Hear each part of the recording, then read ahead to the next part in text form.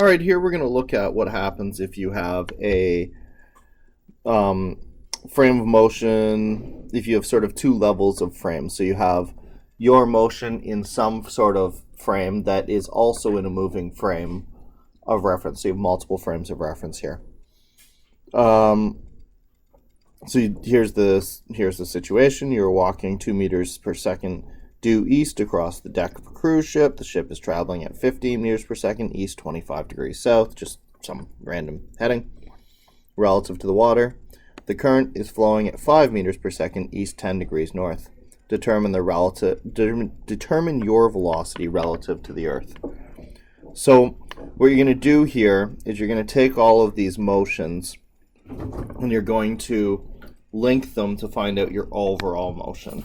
So your velocity of the object relative to the Earth, that's u to the Earth, is going to be the velocity of u relative to the ship plus the velocity of the ship relative to the water plus the velocity of the water relative to the Earth. These are all vectors, so we have to use our vector addition. So what we're going to do is we're going to just break these guys into components, and then we're going to use this overall equation to figure out the overall resulting velocity that you have relative to the Earth. Okay, so we have our chart over here. Northeast, the velocity of u relative to the ship. You said it's going 2 meters per second due east, so that just means 2 meters per second in the east. The ship is traveling 15 meters per second east-south, so east, then south, 25 degrees at the beginning. So 15 meters per second. So this is my sine because it's opposite, 15 meters per second. Sine 25.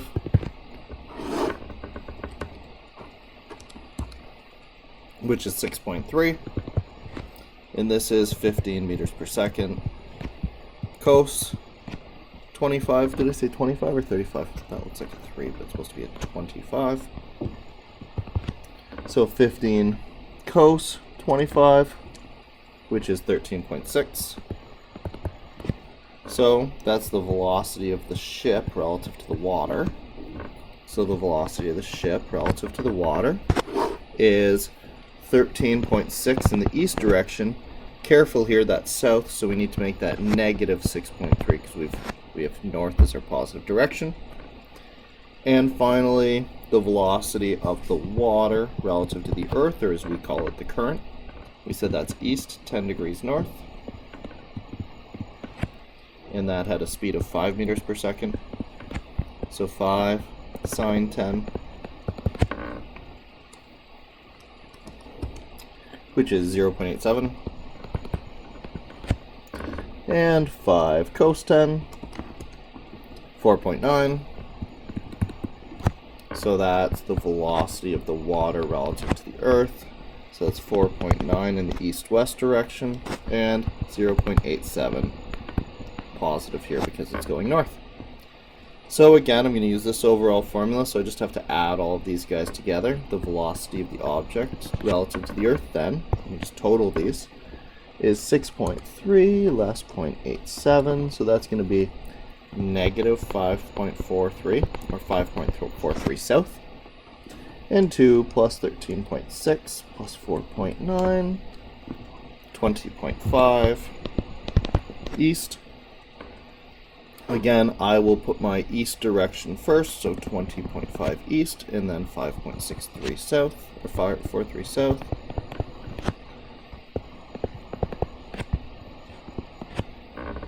So 20.5 squared plus 5.43 squared. Square root that answer, I got 21.2 meters per second. And now I can get my angle here. It's going to be east and then south. So tan theta is equal to 5.43 over 20.5. So theta is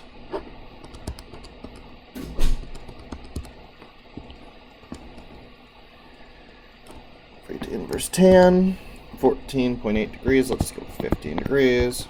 15 degrees. So if you've got something that's moving inside something else that's moving, inside something else that is moving. There's no real trick here. We just have to add all of them together instead of just having 2 to add together. We ended up with 3 to add together. A little bit more work, but there's no real trick there. So that is your velocity of the object relative to the Earth.